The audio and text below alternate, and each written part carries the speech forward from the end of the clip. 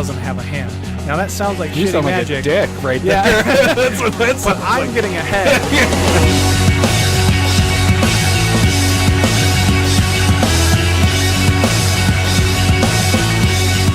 Today is gonna be the day that I'm gonna vandal blast you.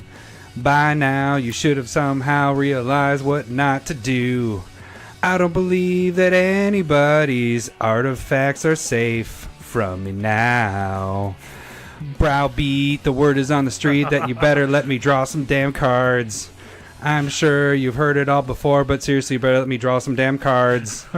I don't believe that anybody wants to draw cards like I do right now. Because maybe, are you gonna be the one who lets me draw and save me? And after all, I drew a fucking wall. Wow. I will. Impressive. Very impressive. I will not step my game up for that. Oasis, Wonderwall. There you go. Great song. I gotta give a little side note to this. I started. That's a page. Yeah, I know. I started actually singing a different Oasis song. So I started with, "Look at this card. Look how it shines for you." I don't know that one. Oh, it's Yellow. But Yeah, that's the thing. one. There was no like hook, so I was like, I gotta scratch that. It was all yellow. Yeah. Okay. Yeah, that's the song. So, anyways, welcome to CommanderSmiths. We are the CommanderSmiths. I am Adam Smith. And I am Lowry Smith. You know, that's kind of like our start right there. Yeah. Oh, don't worry. We are cousins. There we go. But that like little ramp into it. That's when we do it. That's when people know that they can start paying attention. You know what we didn't discuss beforehand? Is this episode 48? Shit, I don't know. I think it is. We just keep doing it. They all blend together a little bit. If all of a sudden you hear my number come in, like I'll just 49. Like I'll just cut it and put it in there. Is this episode 49? Yeah, 48. I think it's 48. It is 48. Yeah. So we got Could be 47. a lot on. I know it's not 47. Well, actually, should we get into the following us stuff? Yeah. Hey, you can follow us on Twitter. At CommanderSmiths. You can Gmail us. At CommanderSmiths. And you can YouTube us. At CommanderSmiths. Woo! And speaking of YouTube, if you haven't seen it yet, if you haven't followed us on Twitter or you haven't subscribed to our YouTube channel, I did finally make the Proxy video this week. So and it's pretty cool. Yeah, so start to finish, kind of show you. You did, yeah. He started to watch it, and then it was too scared loud. my child. Uncle Adam, you're scary. What's going on? So make sure that your volume on YouTube is appropriate. It's not extra loud or no, anything. but I'm just saying, don't start it off blaring on your phone. That's what I did. It's because you had your porno up before. No, that is unwise to have your porno all the way up. But yeah, so the video is up on YouTube. You guys can check that out. For proxies and it's start to finish. I kind of show you, even if you don't, I use Photoshop.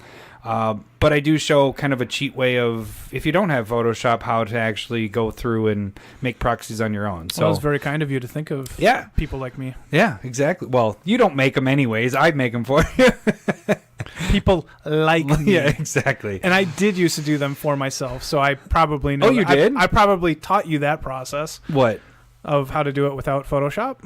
No. I was doing it without Photoshop. Where are you pulling it from? No.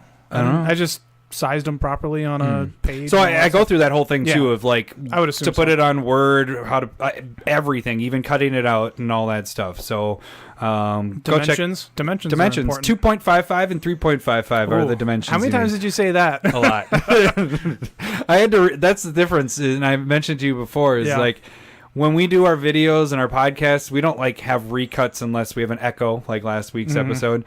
But when you're by yourself, everything kind of has to, especially when you're doing a how-to video, you have to have it right, And so I did so many cuts over and over again to make sure that I had the wording right and explaining things right.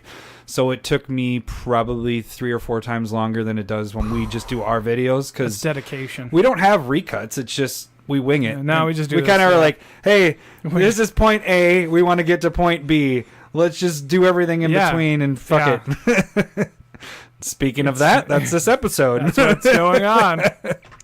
So what do we have planned for this episode? I think it's everything came out for Ravnica Allegiance, so we're gonna wrap up our spoilers for Ravnica Allegiance, and we will kind of go through. You're done with that. What was spoiled this week, but then also we didn't talk about uncommons or commons last week, so we're gonna or the last 2 or 3 weeks or whatever. Right, so we're gonna throw the ones that we feel we'll are run into them. Decent enough to talk about or for cool, yeah, and interesting. Yeah, Lizrog.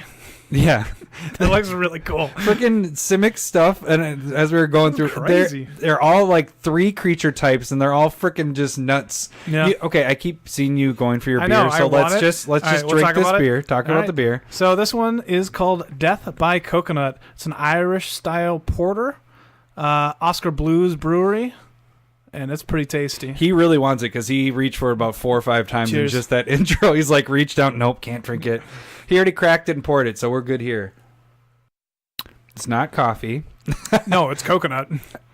Let me taste that again. I think I can taste that coconut. What? What do you mean, think?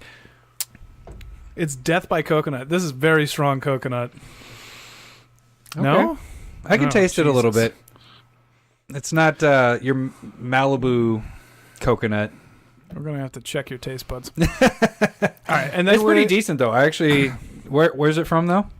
Colorado. Oh, nice. Longmont. Very nice beard, Larry. Now you can actually drink it. Now I can. Thank you. And then we have Mythic Edition. We get another version of it. Yeah. This one's a little... controversial. I wouldn't say that. Downgraded, maybe.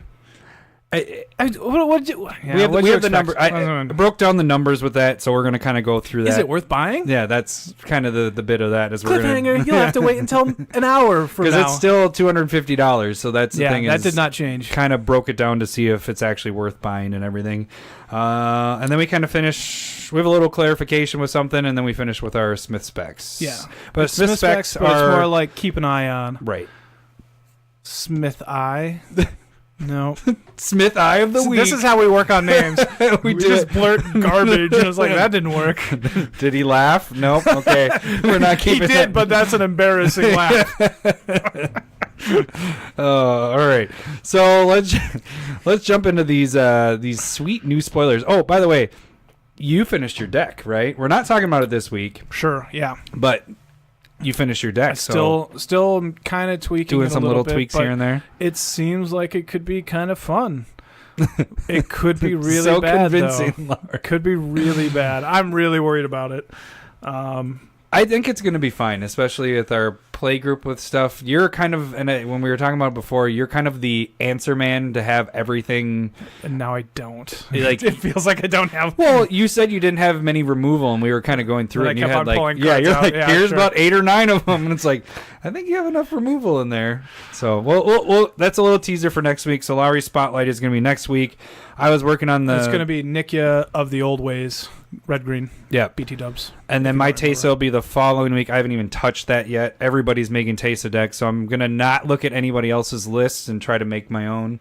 I kind of was like, shit, there's so many freaking Teysa decks out there. Because Teysa's awesome. I know, I think a lot of people are going to be so excited I might about try to do a different route and then find out everybody else did the same route. But I'm not going to look at I didn't want to do what everybody else was thinking. They're all I'm going to go off the board, and everybody else goes off the board, and it's the bunch regular. Of hipsters. Yeah.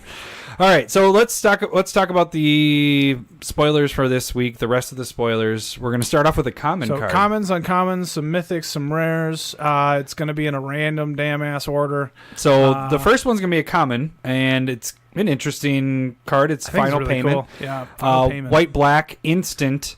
You can destroy a creature, but as an additional to this, or in addition to this, or to destroy a creature, you can either pay 5 life or sacrifice a creature or an enchantment. So it gives you 3 options, which is kind of unique in a. Sure. You know, you have the black one that tap 1 black and a colorless, sacrifice creature, destroy target creature. This at least gives you 3 different options to get rid of, and you might be able to abuse that if you have an enchantment that you don't necessarily need. Yeah, there's that blue one. I saw Fast Finance. Yeah, that's what I was going to reference It was to. Hatching Plans, which is a colorless and a blue enchantment. It literally does nothing, but if it is destroyed, you're going to draw 3 cards. Yeah. So you play that, and then you go Final Payment, destroy a creature, sacrifice that, draw 3 cards. But really, I mean, when you're looking at it, you really only went up like 1 card because you used 1 to sacrifice it and kill a creature, and then you also had to play that enchantment. So not only that, you're playing 3 colors in Commander. You're black, white, and blue. Just to get that to work. For Commander, I don't think that's going to work. It's highly like Zur. Specifically searching for an enchantment that does nothing. So I was just thinking this is a really cool card. I don't know how practical this is, other than maybe if somebody's going to go like destroy all enchantments and artifacts, you're like, well, I cast this, sacrifice one of the things that's going to the graveyard, and then you kill one of their creatures. But the fact that it gives you the option, and we're breaking down a common card for a really long time here, but it's really cool. It is, because the thing is, it gives you 3 options. I mean, in Commander, if it's early game, losing 5 life is not that big of a deal. You know, that's like, all right, I'll lose 5 life. Or, I mean, it's used, the sacrifice a creature to destroy another creature. You know, it's instant ability, whatever. This gives you 3 options to use here. It being instant makes this so, like, just a lot better. Sorcery Speed, this would suck. We wouldn't talk about it. Really bad. All right, so we move into our next card. Mythic card here. A good angel. We didn't talk about one of the angels last week for the Mythic Angel. We'll get to it here, though. Skipped it a little bit. But. So this one's going to be Angel of Grace. 3 colorless, white, angel, flash, flying. Whenever it enters the battlefield, until end of turn, damage that would reduce your life total to less than 1 reduces it to 1 instead. And then you can pay 4 colorless, white, exile Angel of Grace from your graveyard. Your life total becomes 10. This is pretty cool. I like this card. Really cool, really interesting.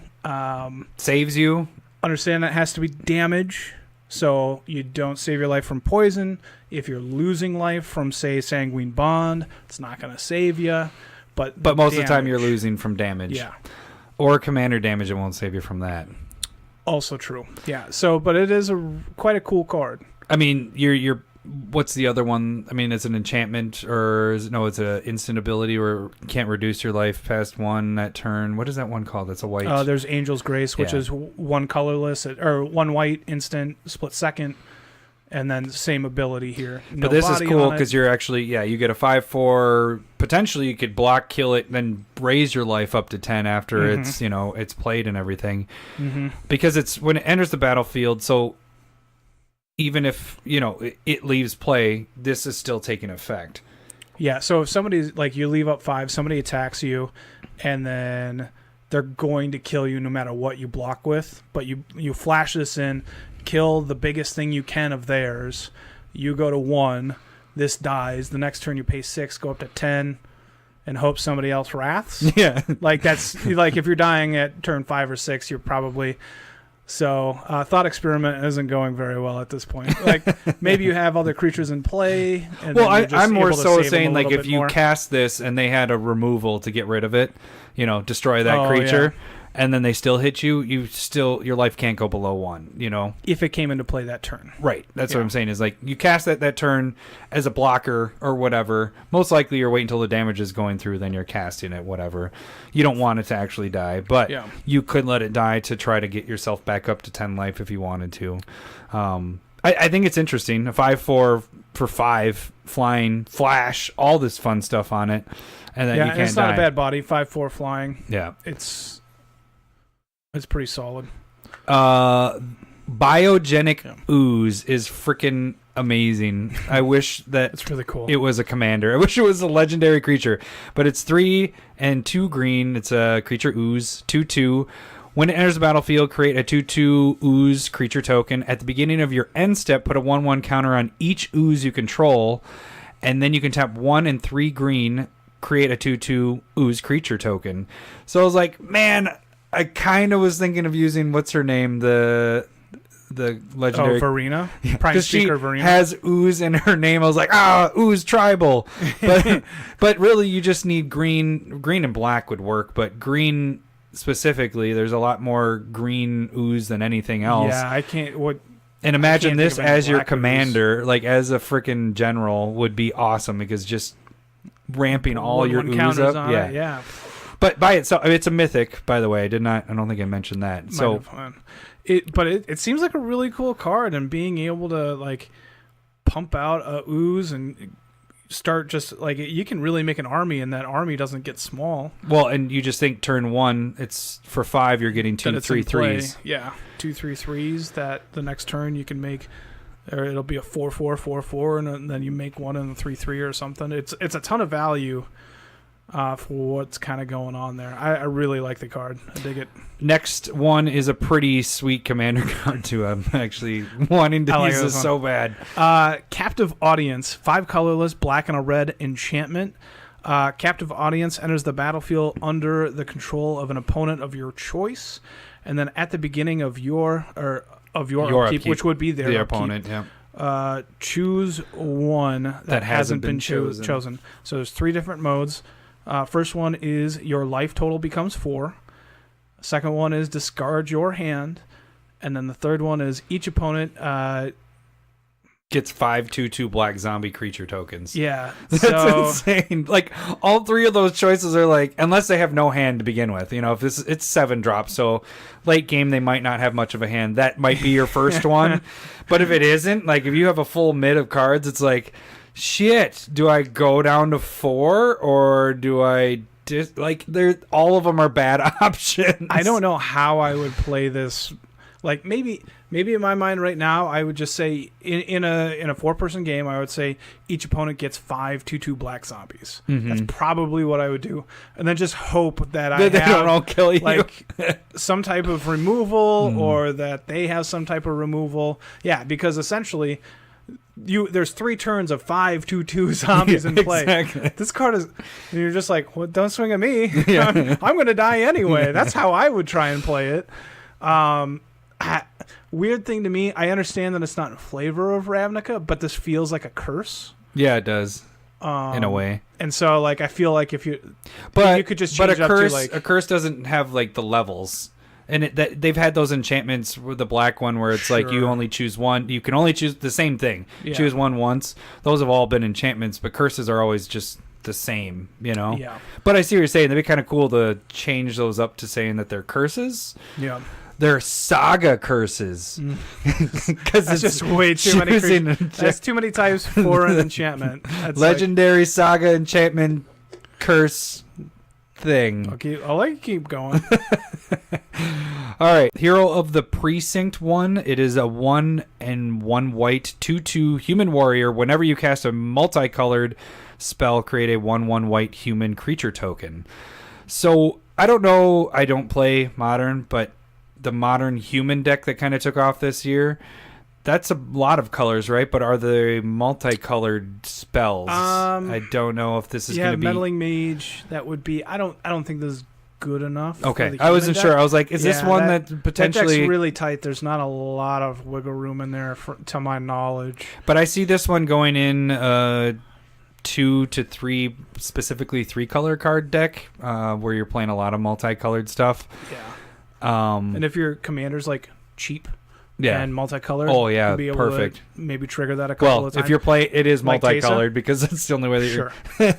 You can have a white mana and then you then why would you have this in the deck? 2 for 2. Yeah. Squire's not a bad... Well, right. Squire's 1/2. I'm going to play a just mono white commander and put this in there. Lumbering Battlements. All right, nice. 4 colorless white, like that transition. I like this one a lot. Creature Beast, it's a rare. It's a 4/5 with Vigilance. And then when Lumbering Battlement enters the battlefield, exile any number of other non-token creatures you control until it leaves the battlefield.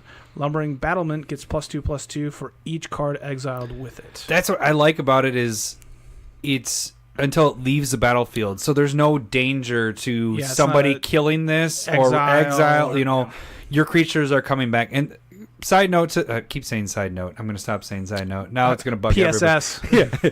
Postscript. This reminds me of like Lord of the Rings with the elephants, you know, with all the dudes riding on his back. It's like this big beast thing. Yeah. But yeah, that's my I'm picturing those are all the creatures. I'm guessing that's what they're meaning That by makes it. sense, That's how yeah. big it gets or whatever. But yeah, so you play this with a lot of ETB creatures. They all leave the battlefield. You have this huge... I mean, it's a 4/5 body for 5 with right vigilance. off the bat. So And let's say you remove 3 creatures, non-token creatures. This is a 10/11 Yeah. with vigilance. And then if all 3 of those have ETBs, if it does die, And it's kind of like Wrath Protection as well. So like if you play this, next turn you attack with a 10/11 and then Wrath the board, and then you get your creatures Guys back back. and you're ahead. But even that, it how big it is, it's, normally it's like everybody's like, oh, kill it. But now it's like, do we want to kill it? Because now all our stuff's coming back and it has Enter the Battlefield stuff. So it has kind of a double. I think it can create some really good tension. I don't know if I'd kill like a 10/11 vigilance. Like I'd just probably try and chump it for like, Unless they gave it trample, but then yeah. that's a difference. That's adding things to the. What'd be cool is if it gained. See, this is how you tweak cards. We got to do. This should be our segment. Is I see where you're going though. If it gained abilities Let's of whatever make the card card, that should be a segment. We just go back and take a card. Like, how do we make this card better? Broken. But if it gained like playable abilities from the creatures that are on top of it, that would be awesome. They have cards that are semi-similar to that, like Soul Flare, where you're removing cards from your graveyard and it gains all those abilities. Or the ooze, the black ooze, doesn't it gain the abilities of everything that's in the graveyard? Necrotic ooze. Yeah, there's that. Come on, Wizards! Why don't you change this to gain abilities? Because that would be freaking insane if it did really that. Cool. Yeah. All right, our next one is Benthic Biomancer, and again, it looks like it's a legendary creature, but it is not because it has 3 creature types. Merfolk Wizard Mutant. So it's a 1-drop for a 1/1. You can tap 1 and 1 blue to adapt 1. Whenever 1 or more 1/1 counters are put on it, draw a card and then discard a card. So if you have the ability to take counters off this, it's probably just too much work. But you have your other blue cards that just tap to draw a card and discard a card. Yeah, Merfolk Looter's probably just better. But if you're, but it is also, a 1-drop. It's a 1-drop. It's only 2 to Adept, and then if you're able to put 1/1 counters on it, you're able to loot technically for free while making your creature bigger. Even though you can't use the Adept after the first time, but if you have that ability, I don't know. It could. I think it's a nice cheap drop in a counter, like 1/1 counter deck. Awaken the Erstwhile. 3 colorless black sorcery. Each rare. Each player discards all the cards in their hand, and then creates that many 2/2 black zombie creature tokens. This seems really cool. Yeah, it's dangerous, but Is it though? I mean, you're giving everybody 2/2s, but what if they have a full mint and they have 7 2/2s, but they are getting rid of everything that's in their hand? I would be perfectly fine with that. Yeah, I guess you're right. Yeah. Because I'm playing this in Here's like my a thought, graveyard though. deck. Here's my thought. You're playing against 3 other people. You just wiped out all their hands. Where do you think those 2/2s are coming? That's where you don't take that step, because it's like, Lowry likes to do all this. Yeah, it's really good. But then it's like, well, Lowry, you just did this to me. I'm coming at you, fucker. How about this? It is good. I'm playing this in Muldrotha. And so I'm able to basically, it's like me just putting my hand into my graveyard where I can play it. And then everybody else doesn't have a hand. Now that sounds like You shitty sound magic. like a dick right there. Yeah. That's what that sounds But I'm like. getting ahead. They can attack into That my sounds like Muldrotha all they want. everybody quits after that turn. Is what that sounds like.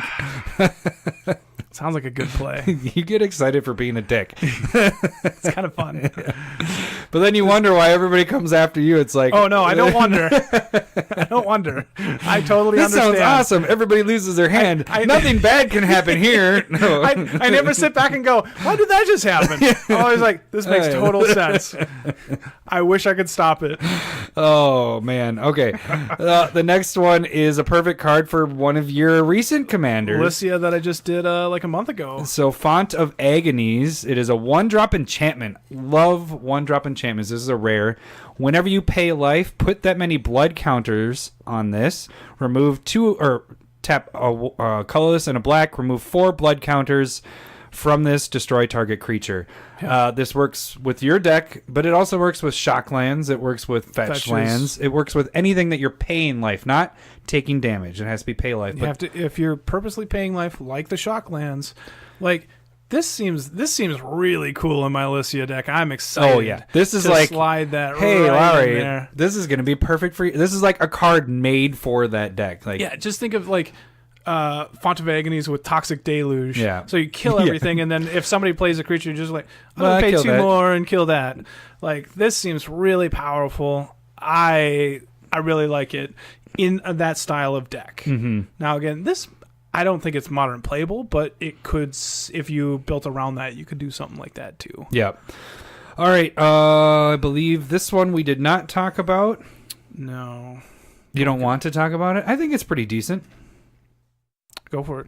No, it's yours. Or is it mine? I don't want to, though. Priest of Forgotten Gods. Colorless black. It's a 1/2 rare human cleric. You can tap it to sacrifice 2 other creatures, which sounds awful. Any number of target players each lose 2 life and sacrifice a creature. You add 2 black and draw a card. That's pretty sweet. That sounds awful. What? You're sacrificing 2 tokens. You're making everybody else pay 2 life and sacrifice a creature. And then you're also getting 2 land and drawing a card off of those 2 creatures dying. It's a lot of little nothings. It's making people sack. It's very situational. Like, you have to be... It's going in my deck that I'm making with Teysa, so it's going to be awesome. You're not getting the double. Is it going to be awesome? Well, because if I'm playing a lot of tokens, is my thought. I think this isn't a token deck. You're making people sacrifice, and you're also drawing a card and getting 2 mana to replace it. Are you thinking that I'm reading it wrong? No, I'm just You're just looking tilting at your it. head sideways. It I'm might just- make it better if it's a little. The mic's in the way. I'm trying to look at it from your angle to see why you think it works. It tilts your head. Tilt my head. And just. I think it could be target fun. player. I'm not saying it's amazing. I think it could be fun to Sacrifice a play creature. with. You know, like you're affecting the whole board. You're making everybody sacrifice. You're not targeting anything. Getting around Indestructible. Getting around Swift Whip Boots. Getting around Lightning Greaves. Making people sacrifice. So any Voltron deck is dead because you're making them get rid of it. Sure. We know how the sacrifice goes. I mean, that's kind of how I controlled the board in the beginning of our last game. That made a lot of sense right there. The last time we played Commander, in the beginning of the game, everybody was playing their commanders, and that was all that you guys had out. Made everybody sacrifice creatures. It does stuff, you know, and this is a 2-drop, so this is an early or late play, depending on what the board looks like. We'll see. We'll see. Oh, I wish you had more beer, because you're a dick. Immolation Shaman. It is 1 and 1 red. Viashino Shaman. It is a 1/3. Whenever an opponent activates an ability of an artifact, creature, or land that isn't a mono ability, this deals 1 damage to that player. You can tap 5. It gets 3/3 and gains menace until end of turn. So this kind of goes hand in hand with Harsh Mentor. Yeah, I think, in my opinion, a 1/3 early game is better than a 2/2. Yeah. Because it's easy you're to not, get. You're not going to attack with a 2/2 really into anything. But And you this don't can want be to pumped up to a a 4/6 in a later game. It's a bit of a mono sync where you can turn it into a 4/6. I'm more saying with both of those together is kind of start working a little bit. I mean, that one deals 2 damage. This one deals 1. If you're able to get like a critical mass of that type of card, maybe. Mm-hmm. But I think this is just a little bit better with that menace. It becomes a bit more of a threat later on, but I for sure like this better than Harsh Mentor. Yeah. The next one I really love, and it's going in my coin flip deck. It's gonna be awesome. Mirror Match. 5 colorless and a red, enchantment rare. Whenever a non-token creature enters the battlefield under your control, flip a coin until you lose a flip. For each flip you won, create a token that's a copy of that creature. Those tokens gain haste. Exile them at the beginning of the next end step. This is crazy. Yeah, this is really cool. This is really crazy. Especially if you think of with I always want to say Zender Split, but he's not the main meat and potatoes. It's Okun. And and you're playing a creature that doesn't cost much, and then you're flipping a ton of coins and making duplicates of that, especially if they have enter the battlefield stuff. It's a free trigger, which is awesome. Like there are similar cards like I want to call it like Flame Blade, something or other, like enchantments where whenever a creature comes into play, you pay like red or red 2 colorless to make it happen. Make a token, they attack that turn, and then they're sacked. Similar to this is 6 mana, more expensive than those, but this is free. Yeah. And, so and you could get multiple of them pending on the coin flip. This feels really swingy and really cool. And I don't think it necessarily has to go in a Zender Split Okun commander deck. It could go in any random red deck that has enter the battlefield stuff. If your creature, if you're playing red and something else, and it's I don't know. Let's say you're playing red green girl, and you have stuff that your forest elves would and come in to get a land. Boom, boom, boom. You're going to get 3 or 4 land. Yeah, 1, 2, 3, 4. That seems really cool and very powerful. Even late game, like let's say you go mirror match or march, and you draw that, and you're like, well, fuck it, but Wood Elves sucks, not really what you want at the end of the game. But you're filtering your deck out. This could really throw you ahead, like even more. Or destroy target creature or land. Boom, boom, boom, boom. Just wipe Acidic Slime, whatever, just wipe shit off the board. Like this seems really powerful. Yeah, so, or think of Inferno Titan. Yeah. That could be pretty sick. Man, just the end of the game seems crazy. Yeah. All right, the next one is Glass of the Guild Pact. This is pretty basic. It's an artifact. Multicolored creatures you control get 1/1. Yeah, so this really helps out in a multicolored deck. There you go. That's it. I mean, we can talk about this one. Might as well. Tome of the Guild Pact, 5 colorless artifact. Whenever you cast a multicolored spell, draw a card. Add 1 mana of any color. Or you tap it to give you 1 tap, mana. Yeah. 5 seems really expensive, but being able to draw a card, there's that Vanquisher's Banner, which is 5 colorless when it comes into play. Say a creature type. And then whenever you cast that, you draw a card. They all get +1/+1. Feels kind of similar. But this is giving you mana. This is giving you mana versus an Anthem effect. Yeah. That card right now is sitting at like $5-6. This one, I don't know. I don't think it's better, but I can't think of any multicolored decks. Yeah. All right. Cinder Vines. 1 red, 1 green enchantment. Whenever an opponent casts a non-creature spell, this is going to work well in your deck here, I think. That's an enchantment. Doesn't go. Oh yeah, never mind. I will take that back. This is not going to work well. There are plenty of cards that would work well in it, but I cannot play them. It deals 1 damage to that player. Tap 1, sacrifice this, destroy target artifact or enchantment. It deals 2 damage to the permanent's controller. Yeah, this is awesome. As a rare, though, do you think it's awesome? I missed it. That's the first time I've seen it. Oh, really? Yeah. Do you think it's good as a rare there? I think being able to. I guess damage, it is dealing damage whenever they play a non-creature, so you're just doing damage without having to do anything, and then you're able to wipe, control the enchantment. So this isn't as good as like Aura of Silence or anything that makes artifacts and enchantments cost 2 more, and then you can sacrifice it to destroy. This is not that. We can get that straight. Like that Aura of Silence goes bonkers. But in red green, this could really kind of just do a little incremental damage. You might not like it either, because where people are like, fuck you, 1 damage, 1 damage. And then they were, you're reminding them that you're around, which might not be good. That's a good point. We should do an episode on that. How to make yourself not be reminded that you're around. Yeah. You don't do a good job of that. I'm pretty awful at it. Hi, I'm Lowry. I'm doing damage here, right here. Here's 1 and 2, and came in with the light. Nice. All right, next one. Ethereal Absolution, 4 colorless, white, black enchantment. This is a rare.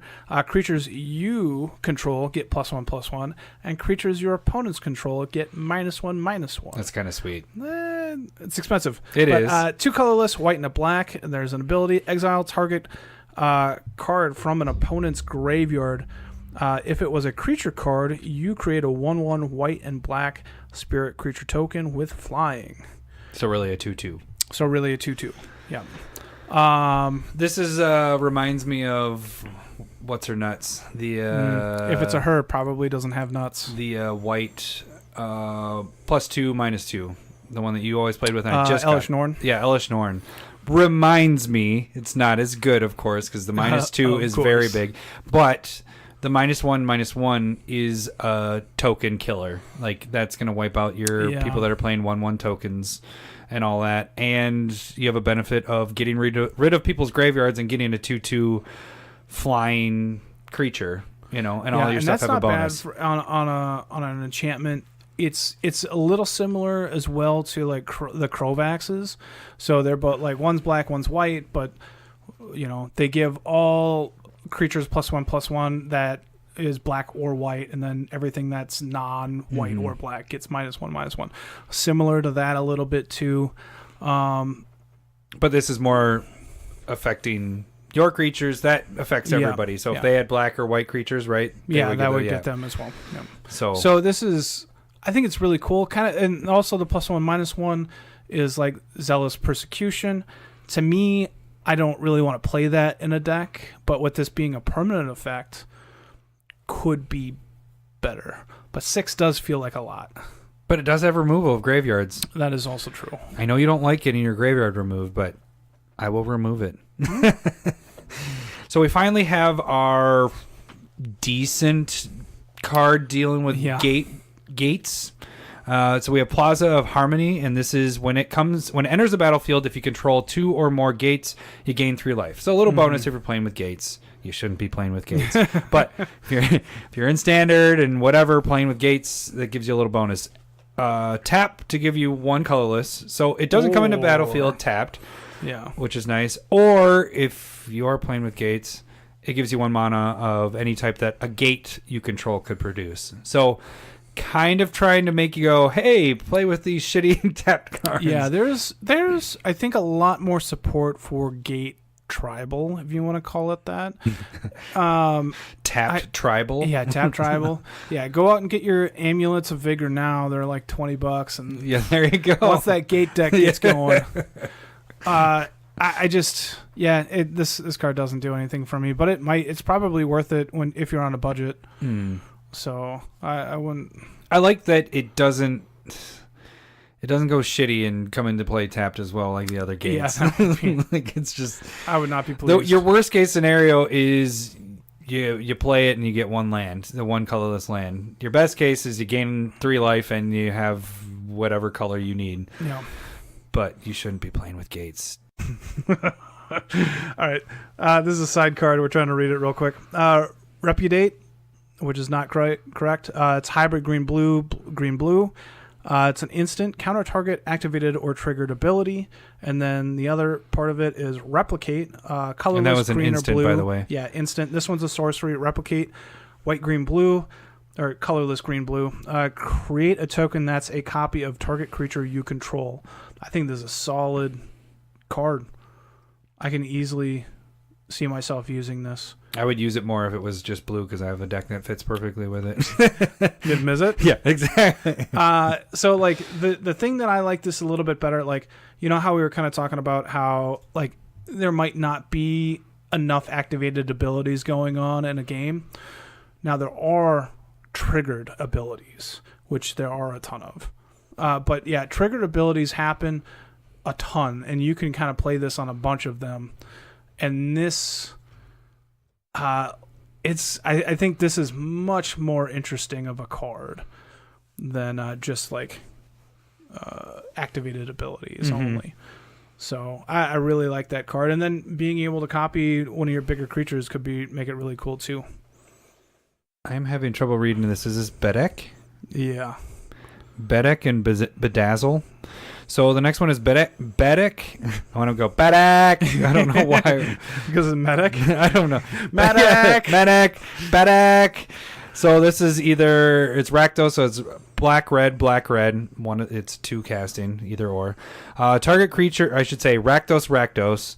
Target creature gets +3/-3 until end of turn. So potentially could pump your creature if it had a big, or kill another one. So that's kind of nice. That's an instant. Also, Bedazzled is an instant as well, but it's 4 black and then red.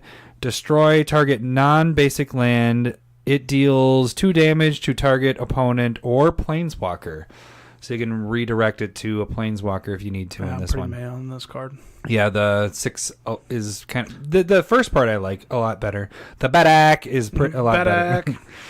But yeah, the split card there, I like the other one a little bit better. Yeah, I like the green-blue one. Mm-hmm. Then we get into Orzhov one. So there's Revival, which is our new thing, I guess. Orzhov, right? Is that what we're doing? Cool. I like it. It's a sorcery. Return target creature card with converted mana cost 3 or less from your graveyard to the battlefield, which seems like a really cool reanimation spell. It's probably too narrow for Commander. I like when they get returned to the battlefield and not to your hand. Yeah, that seems... For 2, that's pretty good. Decent. And then there's Revenge, which is 4 colorless, white, and a black sorcery. I like this part. Double your life total. Target opponent loses half their life, rounded up. That's pretty crazy. That's actually really powerful. That is Commander written all over it. Is that combo with Sanguine Bond? Yes. Right? Losing life? No. Okay, that doesn't work with Sanguine Bond, but that's really good with Sanguine Bond. Yeah. Quite good. So yeah, I like that one. I like that one the best so far out of the splits for Commander, especially. All right, the next is Thrash and Threat, and we have it's Gruul and Gruul instant. Target creature you control deals damage equal to its power to target creature or planeswalker you don't control, and then 2 red and green. Create a 4/4 red and green beast creature token with trample. Meh. I mean, the beginning part I like. Hold on. Target creature you control deals damage. I really like that. It's not fighting. No, it's not fighting. Damage. So it's not getting hit back. At instant speed, that seems really quite I'm more cool. mad on the second part. Threat? Making a 4/4 trample for 4 ain't no big deal.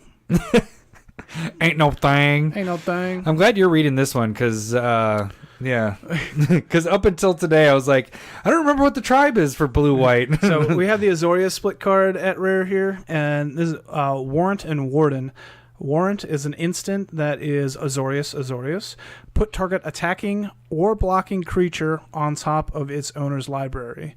And then Warden is 3 colorless, a white and a blue sorcery. Create a 4/4 white-blue Sphinx creature token with flying and vigilance. I prefer this one more to the other one. You like this one the best so far? No, it's almost the exact same thing as Gruul one. Like it's just doing what their colors do, you know. And I prefer this one. 4/4 flying vigilance seems better than a 4/4 trample. Yeah. And then Warrant is very similar to Azorius Charm from Return to Ravnica. So I think this is a really solid card. It's removal and then a creature. So we're already at 46 minutes. You can cut so like crazy. 5 minutes though. I know. All right, so now we move into. I actually like this one too. Should we talk about that one? Sure. Okay. So Angelic Exaltation. Yes. Let me try that again. Angelic Exaltation. I still said it fucking weird. I said it with a question mark each time. You had a second go at it. All right, trying it a third time. Angelic Exaltation. Hey, there we go. Shut up. I heard that inflection. I need another beer. 3 and 1 white. It is an enchantment. Whenever a creature you control attacks alone, it gets X+X, where X is the number of creatures you control. So that could get pretty crazy if you have a lot of tokens. Yeah. Exalted, but Exalted only gives you 1. Right? Well, it's this is for how many creatures you actually control. Sure. But so there's if you have 10 of them out, you get 10 plus 10. There's the angel that gives all your creatures Exalted. Yeah. And so, like, this is pretty similar to that, just an enchantment, so it can't fly over the head of everything like that one. Mm-hmm. But this is uncommon, and that was Mythic? Definitely a rare, if not mythic. I think it was a mythic. Yep. Now it's a rare. I think they reprinted it in I think you're making Ultimate stuff Masters. up. No, it's this card's pretty powerful in Voltron. Mm-hmm. So cool. Cool story, Hansel. Keep going. Yeah, I was reading. Oh, I like that one. So we got Ghostly Prison on a creature for a turn. Yeah. Forbidding Spirit. Colorless, white and a white. It is a spirit cleric creature. It's a 3/3. When Forbidding Spirit enters the battlefield until your next turn, creatures can't attack you or a planeswalker you control unless that controller pays 2 for each of those creatures. This could be fun. I think it's kind of cool. Yeah. I'd probably rather hold it for late game. Yeah. Like when you just hold it so that if they remove, you're probably already have your Ghostly Prison out. Yeah, make them pay 4. Because this is a triggered ability, so even if they remove everything, it's still going to happen. And a 3/3 for 3 seems kind of cool. Mm-hmm. But definitely treat it as a spell. Don't treat it as a creature that you just play early. Yeah, you get 3 mana and play it turn 3. No, hold on to this and pretend like it's actually a spell. Yeah, I would agree with that. All right, the next one kind of goes with some of the stuff that's already in standard. The walls. Well, I guess, yeah, that would work. I would use this in walls probably. Rally to Battle. It's 3 and 1 white instant. Creatures you control get 1/3 until end of turn, and you untap them as well. So that's great for just all out attacking. They think you're all open. Boom, that comes out and you. Yeah, it's better than Vigilance in my mind right there because it is a surprise untapping. And this, I think this goes really well on your Arcades deck. And I would, in my mind, I would put this in like a Doran deck as well. I think both of them are kind of like a bit of like an overrun effect right there. Eyes Everywhere, which is 2 colorless and a blue enchantment. At the beginning of your upkeep, scry 1, which is like Thassa, and then you can pay 5 and a blue, exchange control of Eyes Everywhere, and target non-land permanent. Activate this ability at sorcery speed. I think this is pretty sweet. I mean, because Thassa, you're kind of doing Thassa's ability. I mean, a lot of times you're doing it because you're getting the unblockable part to it. Yeah. But it's the same casting cost to come out. Enchantment. You're scrying at the beginning of your turn, but then you have the potential of taking anything that's not a land creature later. That makes them think twice about playing really powerful things. I think this slides well into the Zedru deck, Zedru the Great Herder. So you can take it back. Yeah. Well, yeah, you can just. Well, then they take theirs back, don't they? Well, they could do that. That's a really good point because they could activate it as well. That sounds awful. This is also an uncommon, so you're not dealing with something. I think it's pretty decent, though. Just the fact that you're scrying at the beginning of your turn and then potentially taking stuff. And it's at sorcery speed, so when you're taking it, they're not taking it back instantly if they have the mana to take it. That is so true. You at least get a turn of doing whatever you want with that. You get to do whatever you want with their card. Yeah, baby. Pubes and all. Sacrificing it. All right, the next one is Cavalcade of Calamity. It is 1 and 1 red enchantment. Whenever a creature you control with power 1 or less attacks, this deals 1 damage to target player or planeswalker. Actually, it doesn't say target, so you don't actually have to target that person. It deals 1 damage to the player or planeswalker that creature is attacking. So if there's, for some reason, hexproof on things, you can actually still target them because it's not targeting. Yeah. You can't target them because you're not targeting. Yeah. It's not how that works. But well, you know what I'm saying? Like, if it said to do it to target player or whatever, it's Yeah. just automatically doing it to that. So, like, in my mind, I was putting this in Krenko or, again, smaller token, red-white tokens or something like that. Kind of doubling the damage in a way. Yeah. Or, like, you're able to at least get to that planeswalker. If they have enough blockers, you're able to just kind of like kill it. Regenesis seemed interesting. 3 colorless, green. It's an instant. Return up to 2 target permanent cards from your graveyard to your hand. Now the instant part is what makes that interesting. And it's 2 cards there. Yeah. Next one is Wilderness Reclamation. It is 3 and a green enchantment. At the beginning of your end step, untap all your lands. This card's awesome. An uncommon. Yeah, awesome. It's pretty awesome. That's the gist of it. We don't need to explain more. When you get to untap your lands at the end of your turn, that makes you a big threat. Or not threat, just makes it you dangerous that people can actually... Well, right now you're just touching stuff and taking things. I thought you wanted to talk about this guy. No, we can move on. Dovin's Acuity, which is a colorless white and a blue enchantment. When Dovin's Acuity enters the battlefield, you gain 2 life and draw a card. Whenever you cast an instant spell during your main phase, you may return Dovin's Acuity to its owner's hand. This is just like the Demir one. That's the Surveil black. enchantment? Surveil one, except it's for white and blue. So you're gaining a life and you're drawing a card. Yeah. I like this one a lot because you're drawing the card with it, and playing instants and stuff. Surveil doesn't have a lot of support with Surveil, where you just instants have those, and sorceries, they've had that shit since ton the of them, beginning. yeah. So I like this card a lot. And I think another cool thing is like you can have those enchantment interactions. So this could work in an enchantment heavy deck as well, as long as you have a good balance of like instants that you like Path to Exile on your turn, like if you want to be doing that. So if not, probably not good enough, but it seems like a really cool card. Next is one that I don't really want to talk about, but Larry's making me do it. But it's Frilled Mystic. It is 2 green, 2 blue. Adam number 2 will like this. It's another Elf Lizard Wizard. Lizard awesome. Wizard. Yeah. 3/2 flash. When it enters the battlefield, you may counter target spell. Let's just move on. We all hate counter spells. I'd call it an Elf Lizwiz. Galloping Lizrog, 3 colorless, green and a blue for a frog lizard. Frog Liz. Yeah, they should have called it like a Frard or something, because that's appropriate, like creature type order. A Frard. You're being a Frard right now. Sounds like a derogatory term right there. I know. You're being a Frard. That's why it's funny. 3/3 trample. When it enters the battlefield, you may remove any number of 1/1 counters from them, put them onto Lizrog, and then you double the amount of 1/1 counters that are on it. So that could get pretty freaking huge. So that's kind of the card that you were looking for. They just don't have a ton of support. That's like removing 1/1 counters from adept creatures, and then you can adept again. But it's a 5 mana. Like, it's just... Yeah. It's a lot. And it has the trample, which helps it when it gets the doubling and everything. Yeah. The next one is going to be perfect in my Arcades deck and could actually make Arcades standard playable.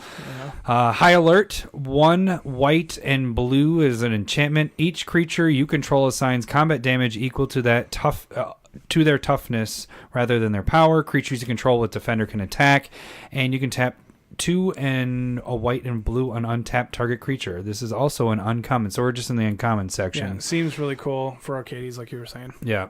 Pitiless Pontiff. It's a white and a black. It's a vampire cleric, 2/2. You can pay 1, sacrifice another creature. Pitiless Pontiff gains Death Touch and Indestructible until end of turn. Now, the reason why I was liking this is I think this would go really well in your Edgar Markov deck, because it's a vampire. You cast it, you already have that creature. It's basically a blocker that can kill anything that's coming at you. You're just sacrificing all those little tokens that you always get anyway. Yeah. So like this seems like it could be really cool For blocking and everything. Yeah, and just for blocking. Yeah. I would, And he is indestructible. Kill everything. Yeah. Kill them all. Rhythm of the Wild. I like this card because it deals with counterspell stuff.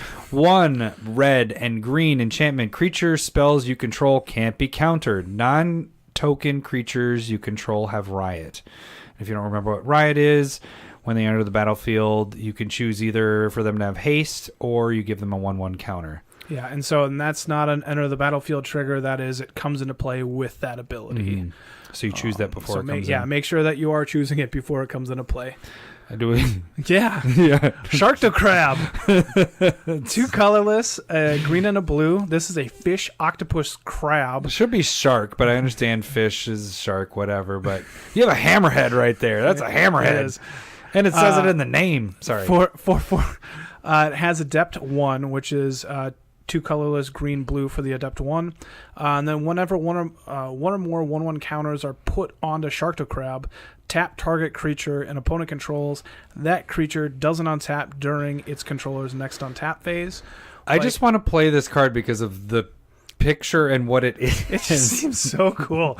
And like, okay, think about, is this good enough to play in Atraxa? Like, you Adept and then enter Every your time it gets a Proliferate, counter? and then you... Yeah. Tap down a creature that does not untap. Well, I'm going to say yes because I want a shark to crab. Shark to crab. You got a shark to crab something. It's fucking sweet. All right. Then we have Dispose and Deploy. It is 1 and what is it again? Orzhov. No, it's not Orzhov. Or Azorius. Azorius. Tap target creature, draw a card. and that's an instant, and also an instant. Create 2 1/1 colorless Thopter artifact creatures with flying. You gain 1 life for each creature you control. This is an uncommon. This feels really powerful when they're both instant speed. Mm-hmm. And Depose isn't bad, where you're just tapping down a creature and drawing a card at the end of turn, trying to get through their bigger creature. Or just like 4 mana, like a Congregate is you gain 2 life for each creature in play, but this gaining 1 life for each creature you control, plus already giving you 2. You at least gain 2 life. You at least gain 2. That seems really cool. Persistent Petitioners. 1 colorless, a blue. It's a 1/3 creature. This is a common, but this is going to be like a buck or so. It's a colorless, tap it. Target player puts the top card of their library into their graveyard. Tap 4 untap advisors you control. Target player puts the top 12 cards of their library into their graveyard. And then a deck can have any number of cards named Persistent Petitioners. This looks like it's going to get abused like crazy. This seems really because cool. It can happen that turn they come into play because it's tap ability, not tapping. It's as long as sure, it doesn't worry about that summoning part sickness yeah. when you do the tap 4 ability. So tapping to put 1 card seems more like limited, but the tapping the 4 advisors, it can be any advisor, honestly. Oh, that's a good point. And it can be any player. So you could also do that to yourself if you so chose. Which I wouldn't do. If you're graveyard, if I was advisor tribal with Advisor tribal. That sounds awful. Yeah, it does. Jank tribal. I don't think have we noticed or noted that the lockets are back? Yeah, we knew the lockets would be back, like the shock lands.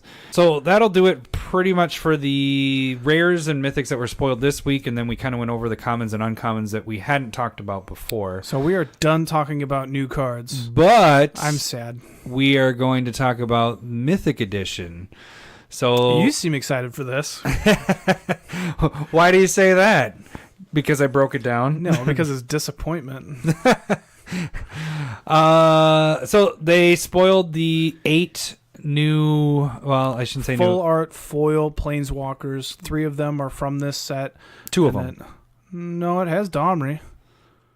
And Kaya. And that's the only 2. Oh, they don't have Dovin? So it's 6. Yeah, okay. like the last one. They did 6 and then 2. Well, they only had 2 last time anyway. That's what I'm saying. They had 2 new ones and then 6 that were reprints. Yeah. So they did. So it's Karn, Scion of Urza. From Dominaria. Tamio, the Moon Sage. Tamio. Tamio. What were you thinking? No, I was trying to figure out. It's. Oh, you're thinking of the set that it's from. Is it from the Commander set? No. I had it. Actually, I have it. Ascension. No, it's not Dark Ascension. It is the 3rd one in the Innistrad block. Do you want me to actually find it out? Nah, fuck it. We don't have to say where they're actually from, but then you have Sauron Markov, which is a pretty decent card. That's a really good one. I would agree. Jaya Ballard, which is pretty terrible. Lava Claw reaches of this. A Johnny Mentor of Heroes, Dak Faden, and then, like you said, you have Domri and Kaya. And the new Kaya. So, what are your thoughts on everything here? I mean, they're definitely a downgrade from the first Mythic Edition. Sure. Yeah. I mean, obviously you didn't have a Jaya Ballard the last time. You had she's just not really playable. But she's full art. Yeah, I don't give a shit. You just pick a different, better red. Like that could have been Chandra Torch of Defiance right there. Mm-hmm. And I would have been like, hey, this is like if everything is solid, that's fine. But also, you just don't have that top end like Teferi or Liliana from the last one. This has shitty. Kaya's maybe shitty, but could be really good too. Like that has that potential swing. Karn is really cool. Tamio's really cool. Soren's really cool. I think there's a really good middle, but Jaya is just. So just take Jaya out of it. But you can't. But sure, okay, you take it out, and then you lose more value. Well, the thing is I kind of broke it down kind of broke it down. I did break it down. You did.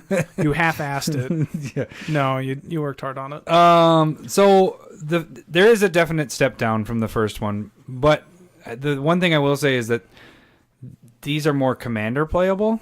The 6 that we know about, like not know about. The 2 we don't know how much they're going to be used.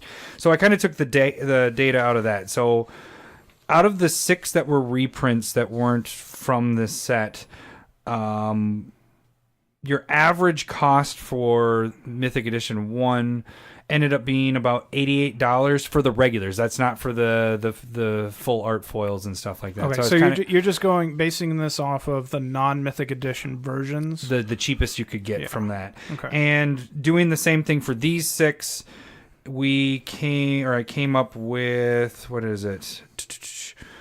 Well, our average went from, no, I messed it up. So the first Mythic Edition came up to $146 for the 6. Yeah. This Mythic Edition came up to $88 for the 6. So like $70 less. Yeah, average price went from $24 per down to $13. That's for the full art foils and everything like that. Now, when you break it down even more, if you take their actual foils and everything, let's see. Well, let me go back a second. Karn, I think, is the only one that could bust over 100. The other ones are all going to be around, if they're like what was in the first Mythic Edition. And let me go through them really quick. So Teferi is up around 250. You have Liliana, which is at 125, 130-ish. And that's actually where I would expect Teferi to end up going. I think there's just a high demand because of standard. Well, that's the other thing, too, right now, is now that people know that this is a continuous set, I don't know if it'll necessarily go down. Now people might go back and try to pick up those because now it's more of a collection of having 8 of these and, these 8 and the other 8. Because the only way you can get them is from the Mythic Edition. You can't get it from a box that you open from a pack now. So you potentially could, I don't know. I would look at this as similar to like Ugin the Spirit Dragon promo. That's like huge and different art and all that stuff. That's like a $300 card. I would think of it more of the box toppers in a way because it's the full art. They haven't done the full. Full art is like in the last couple months, first time they've been doing this full art, no border, anything. I think it'll reach a peak, and I just think Teferi is too high. Teferi he's a standard staple in so many decks.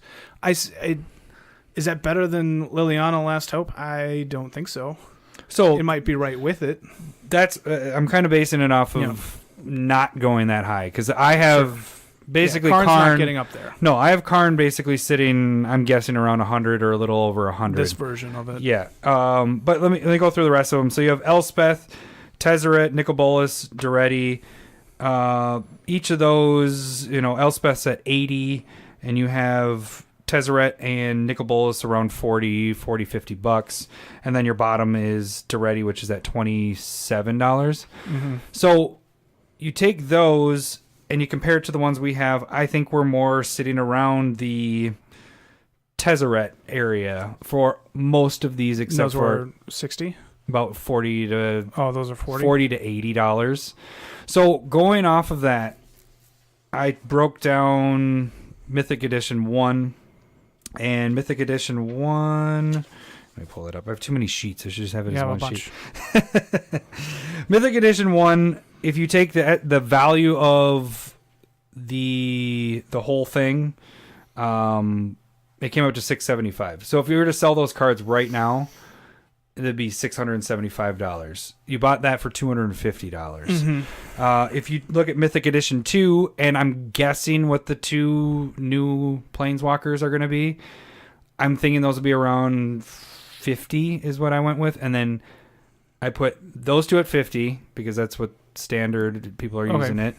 And then I put all the other ones except for Jaya. Jaya I put at 25, the cheapest. You could even go down to 20. And then I put Karn at 100. I'd maybe spend $5 on Jaya. Full art foil, hard to get. But that gives me a price around $400. Okay. When you break it down, Mythic Edition 1, $675. Box was minus $250. eBay, what they charge you 10%. minus $67.50, PayPal minus $27, shipping minus $24. That ends you up with a profit of about $306, and then you get 24 packs for free. So you have a profit if you right now sold all your cards from that from Mythic Edition 1. Okay. You gain $306 from what you spent, and then you gain 24 free packs. Now taking Mythic Edition 2, $400 for those cards, estimating. Box minus $250, eBay minus $40, PayPal minus $16, shipping still minus $24. Profit's only $70, but it's still a profit of $70, and you get 24 free packs. Are you really getting this for $250? Sorry to point out. Yeah, like $250. But aren't you paying for shipping when it's coming as well? No, it was $250. Okay. It was straight up $250, and it's going to be on eBay this time instead of.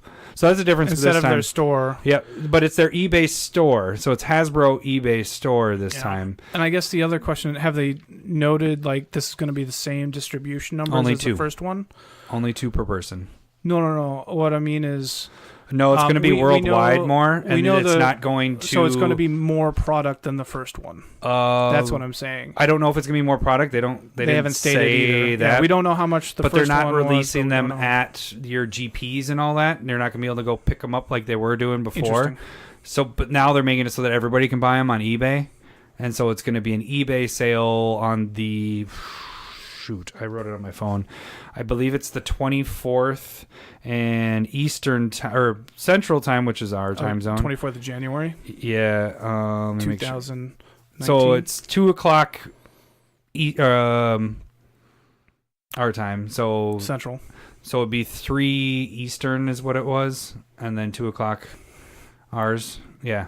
No, that I was trying to think because their release notes are Eastern is 3:00 Eastern time. So that's when it's going to be for sale on their eBay page. Okay. One last thing I did note, and I was saying that they're more EDH playable. They're not more. They're more EDH driven cards. The first set was played in about, if you take all those Planeswalkers, they're played in about 24,000 EDH decks. Total. Okay. And then this is 29,000. So roughly just under 30,000, and it's almost 30,000. But so it's not a huge number, so that's why I'm like, I was kind of comparing them and seeing which ones played with what and all that. When you even look at the other ones, there's only 2 of them that actually, besides Teferi, which is played in Modern, Legacy, Vintage, and Standard, Liliana and Elspeth are played in Modern and Legacy. All the other ones are just played in one set, and that's kind of the same, not set, format, yeah, besides Commander.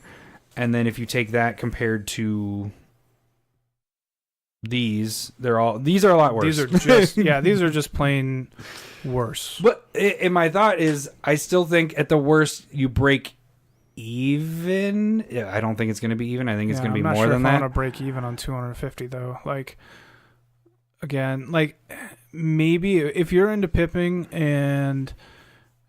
your deck and you don't have these Planeswalkers, that might be worth it. But Jaya just is again. I feel like it's always been a trend when they started doing something good. It's what they do is they pull back. Mm-hmm. So like the first Modern Masters was a fantastic set, ton of value, and then they looked out and went, "Hey, we could probably make more money on this. People like this." Then they Modern Masters 2 comes out, dialed it back, raised the price. And they just want to like. But I think they had these are already picked out already before they did this. I bet you. But they plan on that. Like this just. So as a collector wise, knowing that all these full arts are out there, especially if you go with Ultimate Masters and everything like that. Sure. I think these are going to be hugely desired. Not just. I'm just saying the full arts in general, especially if. Our third set, which has been named the Spark or whatever it is. I think it's actually War of the Spark. But what I think, they are going to do. I'm 99% sure that we're going to have another Mythic Edition to complete the Mythic Editions. Which, do you think that this is a continuous thing in every single set, or is it just Planeswalkers? For Planeswalkers, no, absolutely not. So this block is based off of Planeswalkers coming to Ravnica. as essential like Super Friends versus the Legion of Doom battle with Nicol Bolas. So I guess what my question is, do you think that the full art's going to continue? I mean, it's been a hit. It's selling their shit. The most expensive stuff is just flying off the shelf off of people buying UMA and Mythic Edition. I mean, right now there's $600 boxes for the first one. Yeah, I'd be interesting to see the numbers on who's actually buying it at $600. I think MTG or Fast Finance, he was selling his for $565, and he sells his cheaper than everything else.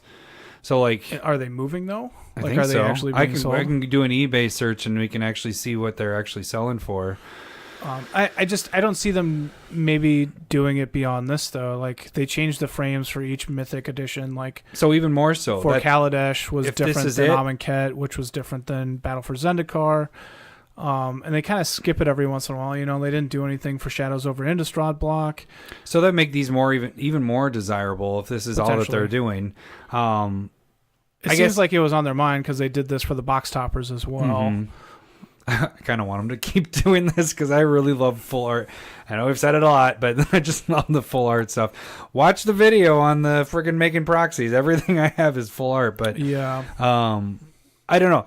In my mind, I think I'm still picking these up because I'm only selling 8 cards, making my money back, if not more, and I'm getting 24 packs from it. So I think I'm going to try to get it, and you know, if I wanted to sell those other ones right now, I could. I won't because I actually traded away my regular ones. I had a regular Teferi. I traded that away because I'm like, I got a full art one now. I don't need full art foil. It's exactly what I need. I think as a collector thing, it will appreciate over time. I think this would too. I think you're hung up on Jaya. I definitely am. But I also have a hard time buying stuff that's more expensive than what I can get for much, much cheaper. Like the only one out of this, again, I have a ton of cards, so the only one that I would probably want is Tamiyo.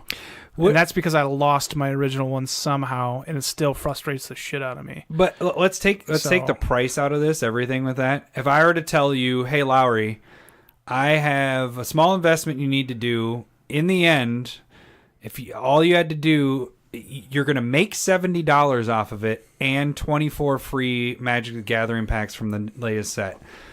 If I were to come to you and say that, would you do that? Like, all you had to do is put in the effort to sell them. That effort part. I know you're a trader. I trade. You're a trader. But what if I were to sell it for you? And I calculated everything in there. I took the. No, I already did all that. You're gonna charge me. Well, no, I'm just telling you. If you're gonna make $70, sure. You're not keeping any of these. You're making 70, at that point. And you're making 20. You're getting 24 free packs. Like, if do it the other one. If in the first one you were kind of him and Han on the first one, it was a disaster on how that frickin' worked out. Sure. Got a box topper from it.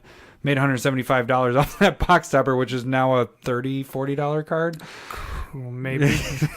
So I sold it right away, but that's a different story. But that one right now, same thing. $300. I could sell all those right now, make $300, and I would have got 24 free packs plus a box topper. So I guess in my mind, this is a no-brainer to buy. It's not as great of a deal that you're not going to walk away with $300, but sure. I think you're still going to walk away positive if you want to sell all of these. That's why my plan is to try to buy 2. Keep one for my greedy self, and then the other one I'm just going to sell off. Like, just turn around and sell it, make $70 off of it, plus 24 packs is kind of what I'm looking at. Because now people are looking, it isn't just this just happened in Guilds of Ravnica. This block is having all these new full art foil planeswalkers. I want them all. And that's kind of how I am. That's why I'm going to keep even Jaya. Yeah, I'm going to keep Jaya because then I have the full set of it. Should tear it up. Speaking of tearing it up, I did just tear up my first Magic card last night. I've never done that. I've never torn a card up. It was, how bad do you feel?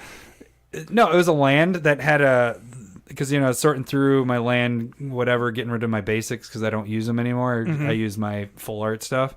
The whole back was like torn up, like folded up. Oh, so I was like, I want to see the blue in this because, people talk about the tearing, you see it. So I was like, I'm going to tear it. And I tore it. And Cindy's like, oh my God. I was like, it's a land. It was already damaged. I was like, look you can see the blue liner in it. So it was actually kind of cool. Have you torn a card up?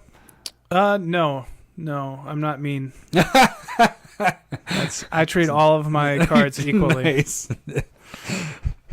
I probably should. I have thrown away some of them when, like, I'll have like friends be like, "Hey, you still like weird. Magic," and then I just like toss the garbage. Not like garbage ones, but ones that have like fucking food on them. And I'm just like, I don't want that. I wonder if the little advertisement cards that they give you, if those are the same print. Like if you were to tear those, if those have that in it. That's a good question. So, anyways, I don't know. Do we want to talk more about it? Long story short, and I know I broke down a lot of the numbers with it. I probably won't again. I was thinking that would have been cool if I convinced you that we could do a special edition battle boxes with that, kind of like we did with Ultimate Masters. Yeah, that seems silly though, because out of 24 packs, you're going to get 8 that we know, and they're equal. No. So that takes out. It's 24 packs, and then 8 of the packs. 8 packs. More packs? Those are just 8 of those are. Oh, I guess it includes the rare. No, that's right. They have that, and they have a rare inside. So it's different than Ultimate Masters. I'm so used to that we open Ultimate Masters that they were packed individually. I forgot that Mythic Edition did. You open the pack, you have that in there plus another rare in there or Mythic. So I don't know. I thought it would be interesting if I could convince you. What if I were to tell you I'll sell the cards for you and I have no charge on my end? I'm not going to make a decision on air. Email Lowry and tell him he needs to buy it so we can have a Mythic Edition battle boxes. And then you can also send me a song at the same time. You're a cheater. Suggestion. All right, we should probably move on because we're an hour and 20 minutes into this already, but we have a lot of cutting that we have to go back and you guys don't even know about. Hopefully we have enough cutting, yeah. So we wanted to talk about the clarification on... So on episode 45, Timo emailed us. We were talking about the difference between Tarmogoyf and Haunt of Hightower. We were wondering if Lightning Bolt would kill Haunt of Hightower. This isn't a we were wrong segment, by the way. This is just a clarification because we weren't sure. And it makes total sense now that it was pointed out. So thanks for the email. But it's so Tarmogoyf would survive that scenario. And I knew that part, but it was due to layers. Like, there isn't any triggered abilities. There isn't. It just is. It just is. So, like, if you look at card... So, after Timo sent this email, I pulled up both cards to look at them. Yeah. And the Hightower is based off of things going to the graveyard where... So, that would be a triggered ability. Yeah, where Tarmogoyf is... constantly checking. Mm-hmm. To whereas... The state-based action of damage would not happen before it was being checked, towards the triggered ability of Haunt of Hightower would still be on the stack when damage is being actually dealt. So it would still die. So it would still die. It would die, I should say, instead of Tarmogoyf would not. So Haunt of Hightower, that's a mythic we talked about maybe a month ago at this point, but that is the buy a box promo. So just if you buy a box, you're going to get it, and maybe... Woo. Just so you know. Moving on to what we think are, this is kind of our Smith spec section, but it's cards we think are undervalued right now in the pre-sale. I did throw in one card that is a Smith spec kind of. You want to talk about the Smith spec right off the bat? Yeah, so Arcades I think is also a card you might want to pull up here because there's a lot more wall support, and another thing you got to factor in is Seth is getting excited about it. So if he ends up building a deck and it does well and it starts doing well, it could jump in price, and actually it's already starting to move a little bit, not a ton. It's gone up 50 cents today, but you can pick. I wouldn't go for the foils because the foils have always been expensive for Arcades because it's a mythic and it's used in a commander because now we have a wall commander. But the regulars you can pick up I was picking them up between $3 and $3.50. There was still quite a bit of inventory, so I think you have some time, but I think that price is going to go up. When you get to the higher end stuff, it starts to get over 15 to 20. But there was quite a bit. I mean, there was probably over 100, not 100. It was probably like 70 vendors that had them between 3 I think and Arcades 6. is a good pickup either way because I think it's a unique commander that allows your walls to go for it. So it's going to always kind of stand out a little bit. So it probably was going to appreciate it anyway over time. But now that it could be potentially a decent standard deck, it's going to happen a little bit quicker. Yeah. So even if it's a miss with standard, which I don't think it's going to be, you can still have the potential with EDH for that card to go up in the future. But I think it's actually going to be a short-term gain. So I would pick up soon. Actually, all of these were kind of, most of these, right? Yeah, we're saying pick up soon. Yeah, so let's some move of to these the next one. So these are like keep an eye on for the new set that's coming out. And Smothering Tithe is one that we talked about. This is the one where whenever an opponent draws a card, if they don't pay 2, you get a treasure token. It's sitting around $2 right now, and I feel like that's pretty low value. I'm probably going to go out and pre-order probably 3 of these. And with these, I don't think any of these. No, we said go for the regular because it's hard to judge on the foils. I think the foils are going to be higher than the regulars, and the regulars can get a lot cheaper. But again, right it's now. more like keep an eye on it. I do think a lot of these will probably dip when things are when out I dip, a little you bit. dip, we dip. I put my hand up on your Don't hip. touch me. So I just think that's a card that's kind of undervalued at $2 in the long term. But I do see it kind of dipping for a little bit when things start being released. One thing we talked about on the last podcast as well that we liked was Guardian Project, which is 3 and green enchantment. Whenever a non-token creature you control enters the battlefield, if it doesn't have the same name as another creature you control, or in your graveyard, you may draw a card. So it's kind of like made for Commander. Right now, this one's sitting at around 250, so kind of the same thing. So I don't think this is going to be looked at nearly as much as like standard. So like if you want to like go and look at like, is it Beast Caller, Beast Whisperer? Yeah, Beast Whisperer. So that one draws your card whenever you cast a creature spell. This one has some of those limitations that standard, it could be affected in standard. So I would expect it to dip below where Beast Whisperer is, but I actually expect both of them to go up in the long term. And so it's one I would definitely keep an eye on. The next one we talked about today? Yep. You. Wilderness Reclamation, another enchantment, is green, and at the beginning of your end step, you untap all the lands. Right now, it's sitting at about $1.50, and so again, you're getting one trigger at the end to untap all your lands, but that's really powerful, and I would definitely keep an eye on that. If that dips down around $1 or even lower, I'd start picking those up whenever I saw them at that price. But even again, I would expect a little dip when the set comes out. And with that one, it depends on what your foils will get at. What are the foils sitting at right now? They don't even have it listed. Yeah, I mean, all of this stuff is so new. But that one, if the foils are reasonably priced around $3, that might be something worth going after as well. But it's a good card, and it's an uncommon. That's why I'm thinking the $3 mark. It might get there, but if it's over that, I would probably wait till it drops a little bit. The next one is the one that we talked about for Lowry's deck, the Font of Agonies. Another enchantment. Yeah, so that one right now is sitting around $1.50, $1.75.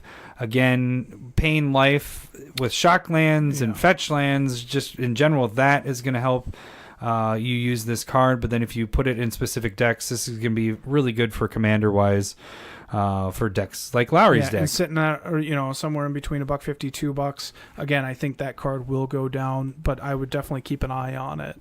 I can see that actually going in to Modern as like the Death Shadow deck, because you're always paying life and you can just put a ton of counters on that, and 1 mana you're doing a ton there already.